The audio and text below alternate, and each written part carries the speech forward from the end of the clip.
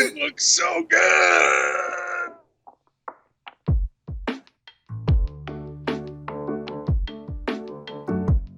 Thanks for joining us. Welcome to Game Chat, the show where we don't really have a schedule. Today we're going to be going over the state of play that PlayStation just put out that really focused on Ratchet and Clank. Initially, right off the rip, they showed us Subnautica SubZero. Double sub. Hit that subscribe button. Oh! Subnautica SubZero. It is an expansion, if you will. It takes place 1 year after the original. The previous crew has vanished. There's going to be a lot of crafting and stuff. It feels and looks very No Man's Sky to me, but underwater instead of space.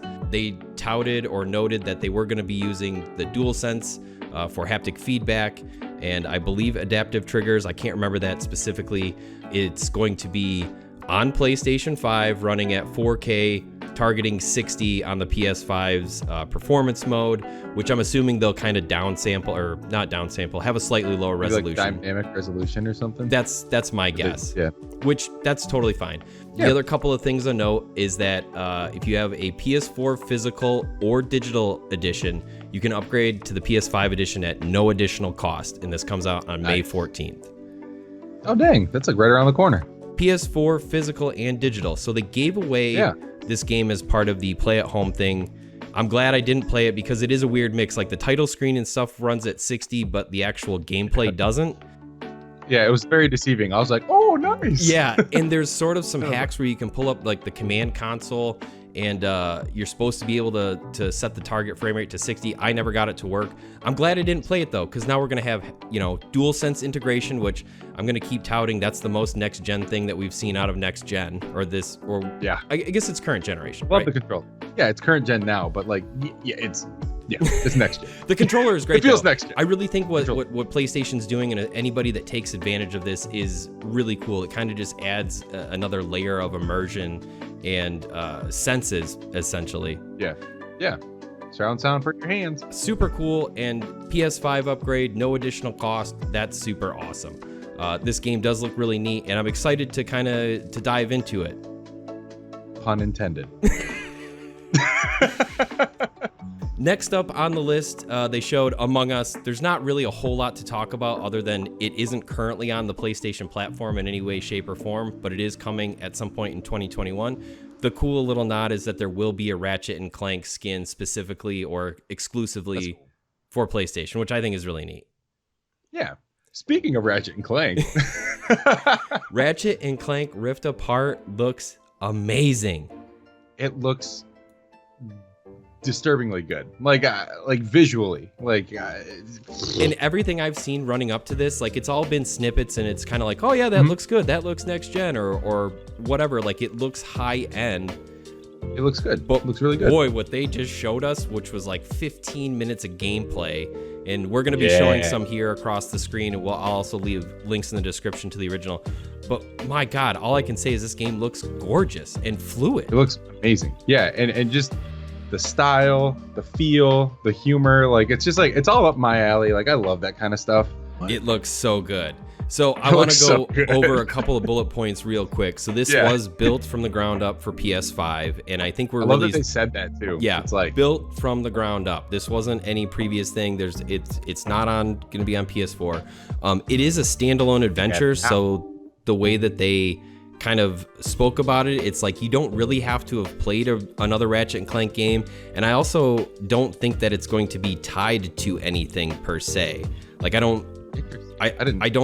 can't say that the 2016 game is like the prequel or this is the sequel to that. They made it sound very much like, hey, here's an original. It's kind of almost like, maybe it's just like we don't need sequels all the time, like we can star these characters in a new story and just like make them completely, and it being called Rift Apart and everything that happens with it, I mean, that also explains how it could be just a single off adventure. Right. And I like that you don't have to necessarily always do the backstory and how this character got to be who they are and everything else. I think that's one of the toughest things in a lot of reboot movies in the last decade, where it's like, they've got, a new Spider-Man or a new Superman or Mortal Kombat. And it's like, having to re-explain the characters every time, I think kind of gets old and tired. And I like it when it's kind of like maybe 5 or 10 minutes. It's like, hey, here's how we got from point A to point B, and boom, now you're running. Yeah, exactly. Yeah, and a character like this, it's like Ratchet and Clank's been around for so long. Even I am not a huge avid Ratchet and Clank player. I know who they are and like some of the characters from the world. I could jump right in and I'll be like, boom, let's go. And I think there's been over 10 games or something. I mean, it's been around literally for 20 years as a franchise. Well, and they're really upset that they're no longer poop jokes or whatever. Up your arsenal. You know what I mean? Yeah. Like that seems a lot of the players are like, whatever. Ratchet and Clank have essentially been separated, and Ratchet is now in Nefarious City, which dang near looks like a cyberpunk, really cool, like neon lights everywhere setting. Yeah, but looks better. But looks better, yes.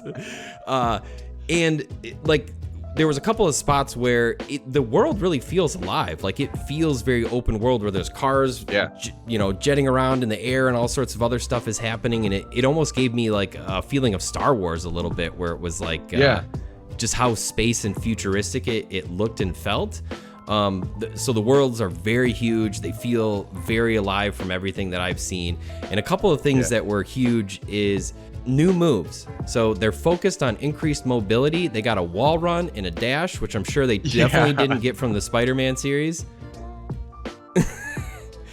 Also makes me excited for the next Spider-Man, because even though I know that they have different teams working on this stuff, they're obviously sharing knowledge and amongst other things. So I really think this is cool how they've got these multiple genres where it's like you can tell that there's some influence from the Spider-Man 100%. series in this, and I'm sure we'll see stuff here implemented into Spider-Man later, if not anything else. What if they do like Into the Spider-Verse style thing where it's like you go through those rifts? Like, you could do that. You could use this type of tool. Absolutely.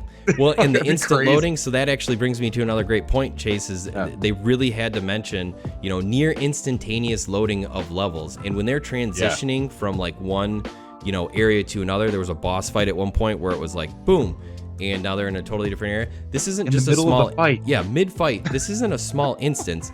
They said they're loading the entire level from a completely different planet in seconds. Insane. Seconds. Fictional planet, not from like Mars, but you know what I mean? Like, we're not going Elon Musk over here, okay? Yeah. But again, the DualSense haptics and adaptive triggers, one of the things they were talking about is being able to pull halfway on one of the shotguns and only shoot one shell at a time, or you could pull full trigger and shoot sort of like an alt fire. This is actually not that much different than what we're hearing about Returnal, which we're also going to be playing very soon. And then also, I think along with this SSD speed stuff is that there's a lot of different modes of traversal, not just these rifts, but they showed, I believe it was Rivet riding on a Speedle, like from one section of the map to the other in like 20 seconds. There was so much stuff changing, and this big dinosaur comes across. Like, it all looks so good too. Like I just like. It looks so good. It does. Visually, it looks fantastic. It's so polished. Yes, and it's so polished. I actually can't wait for the Digital Foundry assessment to come out once the game is actually out. Not even just about this video, but for them to talk about, actual working resolutions, ray tracing, like what types of techniques were used in a lot of this stuff. This game looks next gen. Like, I gotta say, PlayStation is, at this point, this summer, there's going to be, I think, 3 really good PS5 only games in Demon's Souls, Returnal, and Ratchet and Clank. And they're only going to go 100%. Up from here. Yeah. I'm floored because, like, new generations usually take a lot of time. And I guess it's been like 6 months now. But, like, to launch with Demon's Souls, to have the best way to play Spider-Man Miles Morales, and then, like, and the Spider-Man remaster, and then everything up till now, and then Returnal tomorrow. I mean, we're going into good stuff. Well, and reviews have been super positive for Returnal. Yeah, so we're super excited to play that. We're doing this partially to kill time before that releases, and we're gonna, have probably a initial impressions thing up within 24 or 48 hours of this video going live. But I also wanted to say that, not only is it great for the PlayStation 5 games, but when you get backwards compatible stuff like God of War and Ghost of Tsushima running at their highest resolution, 60 FPS, like it really kind of ties everything together where it's like, I think as much as people say you don't need a PS5, that's really just more like, no offense, but their insecurities telling them that they don't need it because they literally can't get one. Yeah. And I think that Ratchet and Clank is going to kind of be this like final, like not nail in the coffin, but linchpin for a reason to get a PlayStation 5. You're going to have all these genres covered. You're going to have this difficult, amazing game in Souls and Souls-like games, right? And we've got Returnal, which is very roguelike and has a bunch of other elements in there. AAA roguelike. Right. What? Right. Exactly. Third-person shooter. It covers so much ground, and I think it's what it's presenting is super unique. And then now you've got sort of family-friendly action adventure shoot 'em up like game. Ratchet and Clank just looks super good. I think it's really going to be a testament to the graphics and all the hardware. They're really trying to work in all that stuff that is exclusive to the PlayStation, and I just got to say, I have been blown away. 100%. Same. I'm happy to have been lucky enough to grab one of these things. Same. Because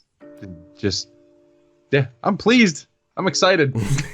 That's all I got. I'm just excited to play. Exactly. So we got to wrap this up because Returnal's coming out soon. So if you're interested in our thoughts on that, go ahead and click subscribe. We'll be having that video come out soon. If you enjoyed this content, feel free to think about slapping up a like there because that helps us in the algorithm. In the algorithm, guys.